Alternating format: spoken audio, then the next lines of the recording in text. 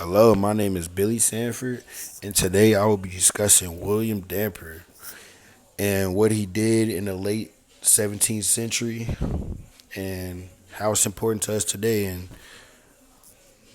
what he did. So, before getting into the slides, it helps to understand who William Dampier was. William Dampier was an England explorer who traveled in 1699 to New Holland, which is now known as Australia. So, and he was one of the first to do that. It had been people in England had often been discussing going southeast of Asia, but he was one of the first to actually make that voyage. So let's get into him and more about him. So yeah, right here you can see I have a map, and if you can see it says New Holland, and under it says Australia because we know it today as Australia, but before it was New Holland, and that's what people didn't have much knowledge on when you go southeast of Asia to really understand. So, like I said before, this map is from 1699 when he made this voyage. He made the voyage in 1699 to 1700. The blue traces his travel through Southeast Asia along the northern and western coast of Australia, which also is known as New Holland. So if I call it New Holland or Australia, please just stay with me because they are the same thing. So yeah, and one thing that they didn't know that would be important is that when they were traveling through these places, that this place was already colonized and people were there. It was native people, the Atabogan people. So that is going to be very important to remember. The Atabogan people were already here and established, but the Europeans knew nothing about them.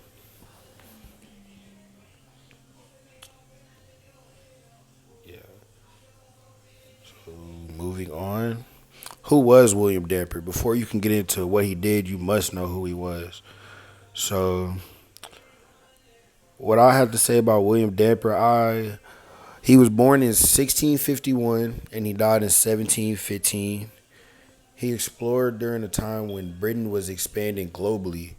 He traveled through the Pacific and Indian Oceans, including Australia, and he was also very known for his writing and how it influenced how Britain imagined these lands. So I kind of the way making this, I kind of saw him as a messenger, going there and sending messages back. But the only thing is, I'll probably say his message was he should have took more time with his message, and you'll see why later on.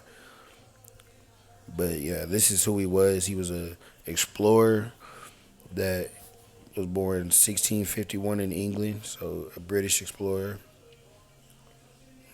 Yeah, and moving on. His writing. So like I said, he was an explorer that sent back his writing to the British people. In his writings, he claimed that he was just observing, but his writings also supported the British expansion. And I kind of say his writings where he should have worded them better because the way he described the land in his writings, he made it seem like it was unclaimed land and that it was free for the taking when in fact it was not. So yeah, and then I have a picture of him with the Atabogan people, as you can see. And one thing you can see is that him being from Europe, gun. He has a gun. He has the way he dresses is very different, from his shoes to his coat to his hat and all that compared to the Atabogan people that you see right here. He has no shoes on. It looks like a boomerang. Um, Instead of a hat, he just kind of has something. It looks like tied around his head. So you can see that they come from two different places of the world. So them coming to a common agreement or them trusting each other wouldn't be likely at that time. So considering this is 1699 when he made this voyage. So in his writings, he also had a certain tone that he used. He used a soft tone or also a calm tone, but it was also very informed. So that is that is how I feel how he gained a lot of his credibility. It's just he made the readers trust him. Anybody that read it, he felt like he made you feel like you could trust him.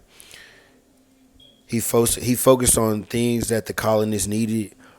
So his writings were very towards one audience. That you could say his audience were the English people, the British people. That's who he was like really writing for when you go back and look at it. But yeah, his calm tone made it seem like he wasn't pushing a British viewpoint when in all reality he was. And right there, I have his book, A Voyage to Holland. That is what I use to make the paper and the paper for the presentation. So I did all three versions. This is his first volume. So he has three volumes of a Voyage to Holland. He has three volumes. This is the first one. So yeah, it was published in 1699. Well, that's the date they have on it, 1699. And then let me keep going. And then Damper's discovery. He called it the discovery to suggest that he'd found something new, yet native folks have been living there. Europe's adventures called Distant Lands found wiping out native people from the stories so that those places look free for Europe to take. So yeah, that's another thing in his writings that I say that he was talking really mainly for the British, like he had a certain audience, and that he knew that.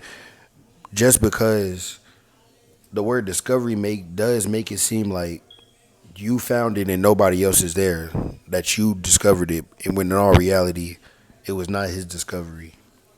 He was just another person that had just went there or found their way there.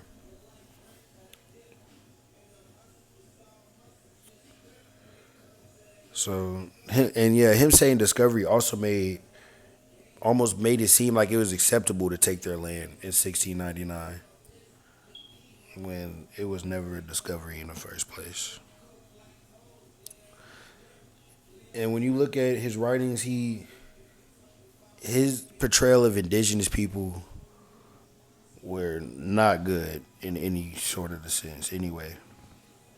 He judged indigenous people using European standards for one. He treated their differences as they were weaknesses because they were so different. He said that he was surprised at their intelligence when he had never met them, so that kind of has means he had a preconceived notion going in that they were not smart people just because he had never seen them. So when you say things like that, that kind of supports the idea of colonization. And here you can see that I have him writing on a book with the indigenous people dancing around him and him kind of documenting it because that's what he did. But in his case, he was giving a bad example of who they were. Empty land. I call this slide empty land just because empty land with a question mark. Just because Deborah saw the place as vacant since it looked nothing like the farms back in Europe. Yet he didn't understand how people there were actually using the land. Native ways of caring for the land, like playing fires, shifting with seasons, yet deep environmental understandings were often seen as wrong or just overlooked. So it is often known that when you plant, well, when you're a farmer or something, that you have to burn the land, and that comes from native people. But Europeans didn't understand that, so it kind of made it seem like they didn't understand what they were doing and that they needed help with their land. When in all accounts, that was not it. And right here, I have the HMS Roebuck just because that's the boat that he took. That's the boat that he used to travel all these ways. So yeah, it's a very famous boat that he used. And for my conclusion, and when it's all said and done, I just kind of want people to take from this presentation how before he took over physically, he had to use his words, and that's what it was. He manipulated his words to make it seem like it was okay to take these people lands when that's not what it was. So it's important to know how language,